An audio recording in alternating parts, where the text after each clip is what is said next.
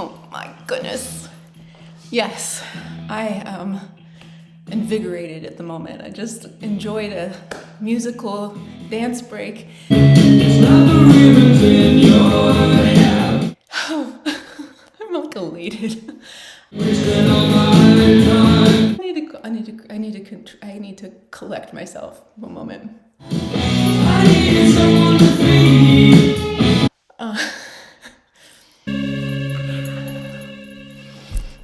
Just what I needed. Okay, so I'm doing my research for this video, whatever, to talk about the full moon, and I pull up astro-seek.com, because that's where I like to look at the moon, full moons and new moons and their charts and stuff like that. One thing about that site, it's free, so they have to advertise. Cool, no problem, no problem. They advertise for this company with the orange label that's very prevalent on the internet. So I'm looking, and I cannot stop. I can't start my analysis because all I can see is this. Oh my God, it's so distracting. Tell me this isn't terrifying. Oh my God. This is like the worst thing I've ever seen in my life. Oh no. No. It's only $8.91 and it's almost sold out. Tell me who is buying this? Okay. Why is that relevant? It's not. Actually, it is. It is relevant.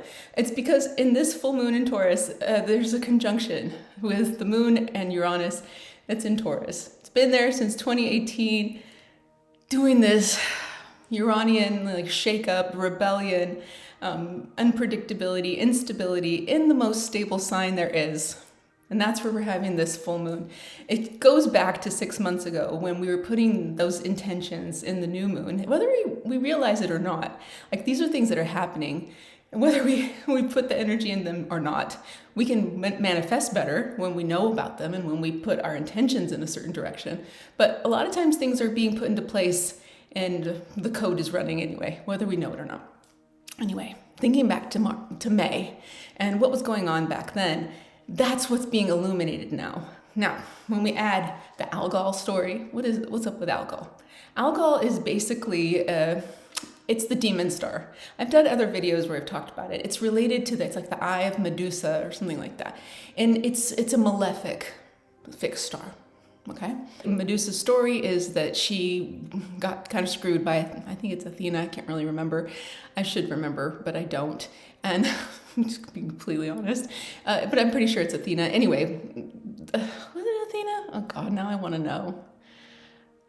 Okay, just a second. I gotta look it up, otherwise I'm gonna drive myself nuts. Oh my God. Not you again. I do not want to see your face anymore. This flesh blanket. Ugh. Yes, I got it right. Okay, yeah, it was Athena. Okay, so Medusa is this powerful symbolic thing. Then this is related to Algol. So it's magic, transformation, feminine power, and it's also the monstrosity. What is the power of that Algol symbol conjoined with Uranus in this full moon in Taurus? Well, I think it just brings a lot of instability, a lot of feelings. The ruler of these two things, right? We've got the sun over in Scorpio and the moon is in Taurus, which is Venus. Where is Venus? That's the question. That's going to give us more clues. Venus is in Capricorn hanging out with Pluto. What's going on with Pluto? Pluto's getting ready to finish up this, look at 29 degrees, 55 seconds, Pluto over there in Capricorn. We have Saturn turning direct. We have Pluto entering Aquarius for the final time. It's a time of huge upheaval and change. If you're feeling uncomfortable, it might be just this opportunity for you to be open to changing your mind about something that you have been sort of stuck in the dogma of, okay? So it's something that makes you feel comfortable and stable, but something different is going on. And it's going to be at the beginning. This is ushering in this Plutonic entry again and final entry into Aquarius. And also we're looking at Saturn moving direct. Saturn has been moving backwards, retrograding in the sign of Pisces, but no longer. So anything that has been held back, slowed down, moving forward, a little bit more self-discipline. Now Mars is the other story, other part of the story. Mars is going to retrograde into Cancer again. So right now there's a lot of bold, people speaking boldly, people expressing themselves, the lion energy, this, sort of like spotlights on emotional outbursts. But Mars is going to move back into Cancer, and it's going to be retrograding there. It's going to be there for a while, and all that time it's going to be all this time we're going to be having a lot of Mars-Pluto action, okay? Oppositions. So that's just indicating that there's a huge uncomfortable change. Uncomfortable for some people. It's a paradigm shift, especially with the Pluto going into Aquarius. But let's talk more about this particular full moon. One of the Sabian symbols for the moon that's in Taurus is exactly at 24, so it's 25. And for Taurus, the moon is in the symbol of a park, a really well-manicured park, where everything is pristine and perfect, and it's very, very comfortable and lovely. Now, the sun is coming in from 24, which would be the symbol 25 of Scorpio, and that symbol is represented by an X-ray. So scorpionic.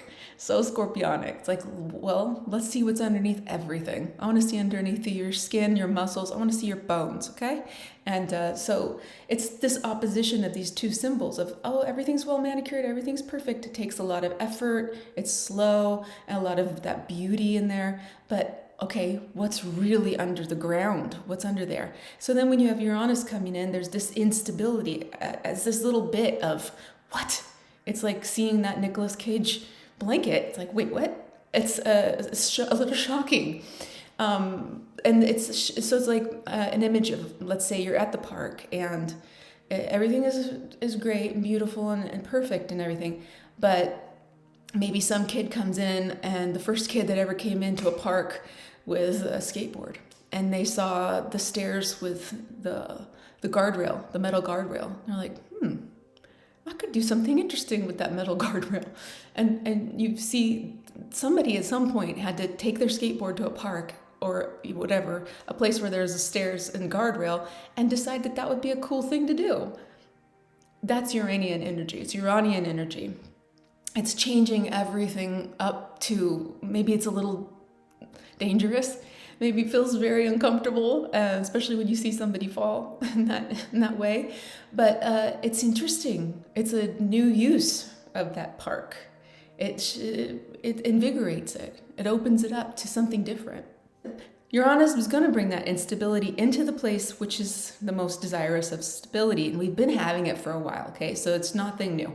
But this transformation on the other side, just seeing maybe the vision of what could be underneath all of this pristine, actually very manicured, very controlled, whatever, maybe it needs to be opened up a little bit, reevaluating it, and dig whatever's hidden up out of this park. Maybe underneath the oh my gosh, the X-ray just made me think of that Nicolas Cage movie. Oh my God, why can't I think of the name of it? You know which one I'm talking about, where he, National Treasure. Isn't there an X-ray or something like that on the back of the Declaration of Independence, and they have to X-ray it? I don't know. I should watch that movie again. Talk about a rabbit hole. Authenticity is really the key to Uranus, okay? And with it being on the moon, it's an authentic expression of emotions. And the discomfort of it being in Taurus, that adds to this need that we feel uncomfortable when things are obviously not authentic. It's very clear. And it's going to get more and more challenging to pull the wool over people's eyes with this sixth sense that we all kind of have, this intuition, even though we have this AI stuff. I mean, I saw a video of a cat playing a guitar on the beach. It looked real. I'm not kidding, man. It looked real, and it's adorable. I mean, it's so cute, but it's not real, even though it looks real. Okay, that's an obvious one. But there's some things that are going on, and it's like you can't really differentiate what's real or what's not, but Instinctually, we still know. We know when somebody's being authentic. So this is maybe uncomfortable as well. Seeing the reality in something that you felt stabilized and comfortable, and you thought reality was one way, and then Uranus comes in with Algol and is like, let's reset this again. Let's get that skateboard and try to go down the ramp and see how this goes. And this is going to be uncomfortable, just the way it is. Unless you open up to different ideas, different things.